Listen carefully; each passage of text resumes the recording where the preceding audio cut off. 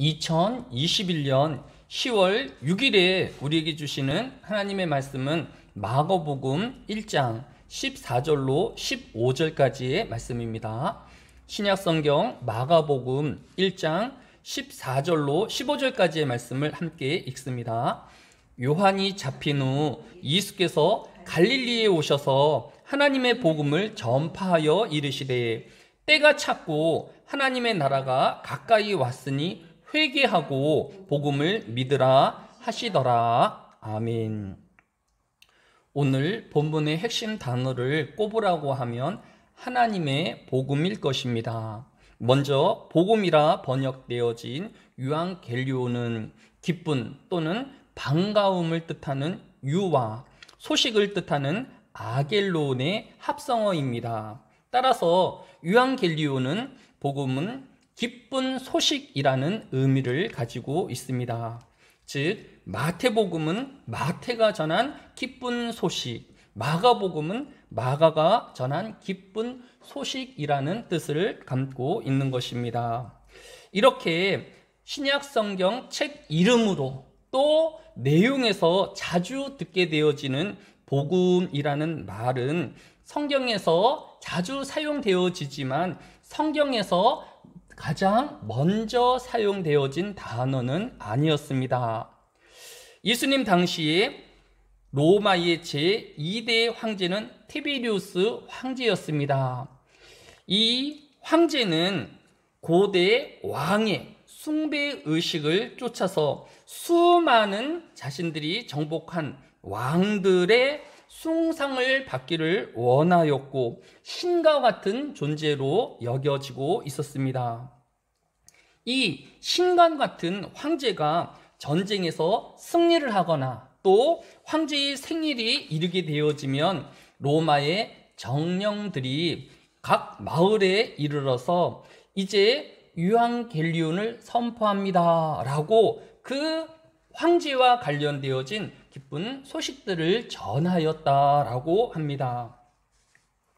이처럼 로마 시대의 복음이란 황제와 관련되어진 기쁜 소식을 의미하는 것이었습니다. 그래서 성경은 이 로마의 복음, 즉 황제의 복음, 사람의 복음과 구별하기 위해 하나님의 복음이라고 부르고 있는 것입니다. 오늘 이 아침에 우리는 기쁜 소식을 듣기를 원합니다. 그러나 우리가 이 새벽에 들어야 할 기쁜 소식은 사람의 기쁜 소식이 아닌 하나님의 기쁜 소식을 들어야 할 것입니다. 사도 바울은 데살로니가전서 2장 4절에 이르기를 오직 하나님께 옹께 여김을 입어 복음의 위탁을 받았으니 우리가 이와 같이 말함은 사람을 기쁘게 하려 함이 아니요 오직 우리 마음을 감찰하시는 하나님을 기쁘시게 하려 함이라 라고 하였습니다. 즉 하나님의 복음은 사람을 기쁘게 하는 것이 아니라 하나님을 기쁘시게 하는 것이다 라는 뜻입니다. 그러면 하나님을 기쁘시게 하는 복음이란 무엇일까요? 로마서 1장 1절로 4절에 보면 예수 그리스도의 종 바울은 사도로 부르심을 받아 하나님의 복음을 위하여 택정함을 입었으니 이 복음은 하나님이 선지자를 통하여 그의 아들에 관하여 성경에 미리 약속하신 것이다 라고 하였습니다. 즉 하나님의 복음이란 구약 성경에서 예언된 하나님의 아들에 관한 것이다 라는 것입니다.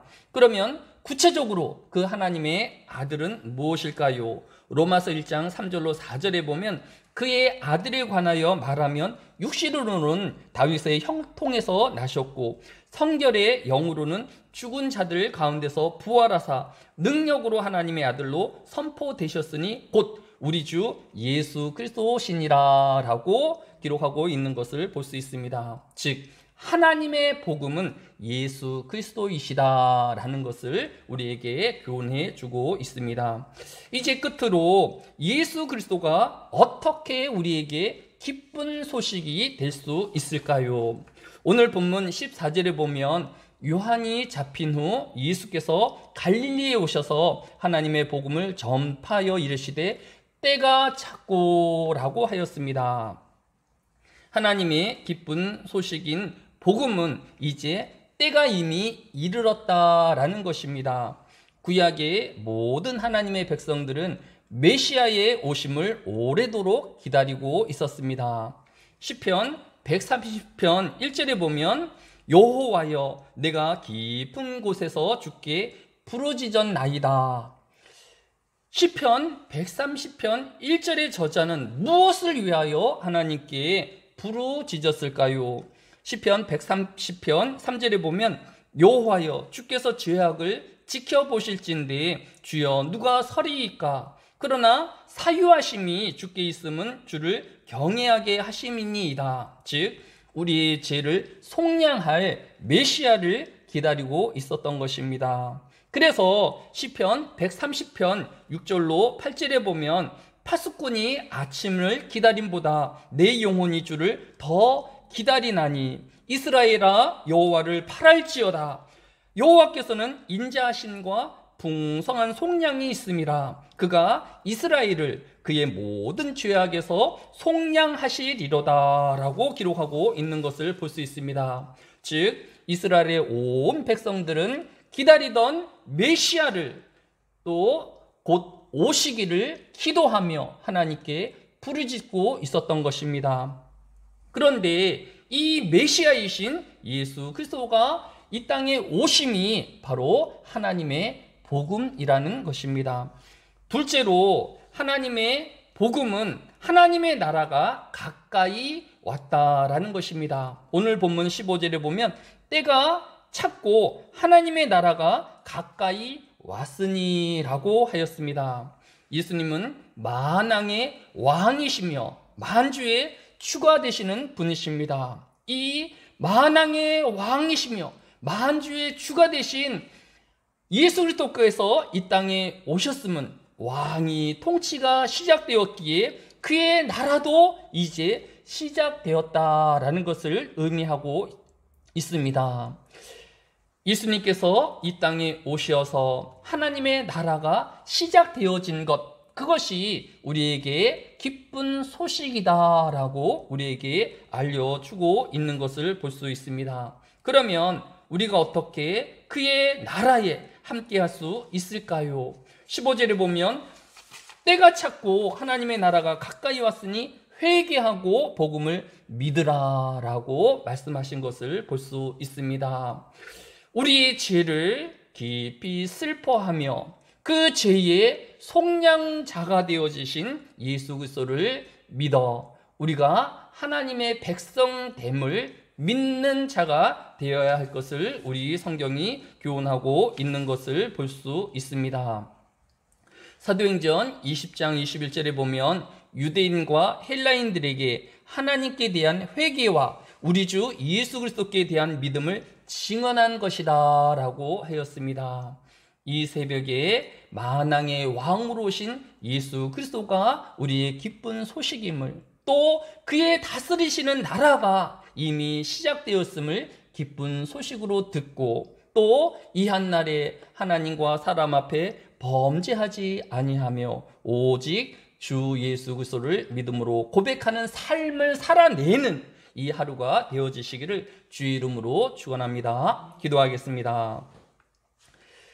때가 찼고 하나님의 나라가 가까이 왔으니, 사랑이 많으신 아버지 하나님, 이 한날을 사단의 나라에 살지 아니하게 하여 주시고 하나님의 나라에 살게 하여 주심을 감사합니다. 하나님, 이 하나님의 복음을 우리 이웃들과 가족들에게 전파하는 하루가 되어지게 하여 주시고, 또한 오늘의 삶을 통하여서 그들에게 우리의 경건함과 또 거룩함을 보이는 날이 되어지게 하여 주시기를 합니다. 어떤 죄의 작은 부분이라도 회개하게 하여 주시며 주의 말씀을 따라 우리의 말과 행실을 삼가하며 경계하는 하루가 되어지게 하여 주옵소서. 또 하나님께서 이 한날을 지켜주셔서 모이기를 힘쓰는 자들 되어지게 하여 주시고 하나님을 예배하며 하나님께 기도하는 주의 백성들 되어지게 하여 주옵소서. 감사를 드리오며 예수님의 이름으로 기도드렸사옵나이다. 아멘.